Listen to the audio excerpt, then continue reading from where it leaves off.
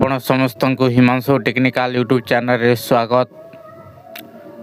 Video शुरू करवा पूर्व पहला आपण माने हिमांशु टेक्निकल यूट्यूब चैनल के सब्सक्राइब लाइक शेयर करंतु जेहेतु मते भी मोटिवेशन मिलिबो जे मु आपण मानकर पई एमिति रिलेटिव वीडियो आगो को आनिबाकू।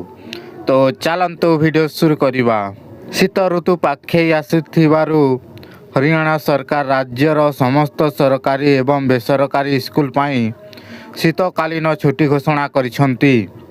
शिक्षा विभाग द्वारा जारी करा जायथिबा निर्देश अनुसार समस्त स्कूल 1 जनवरी 2026 रु 15 जनवरी 2026 पर्यंत बंद रहिबो। एहा परे 16 जनवरी 2026 रु स्कूल गुडिक स्वाभाविक भाव में खोलिबो।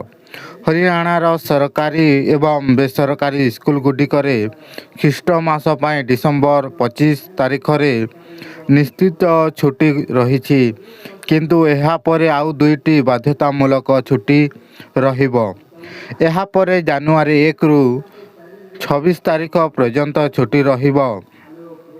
सत्याधिक ठंडारे पिलामाने बाहर को न बाहरिबा पाई हरियाणा सरकार पूर्वर स्कूल समय को विलंबित राति पर्यंत परिवर्तन करने को निर्देश देइथिले। वर्तमान ठंडा एवं कुहुडीर तीव्रता को दृष्टि रखी अधिक छुट्टी योजना करा जाइछि।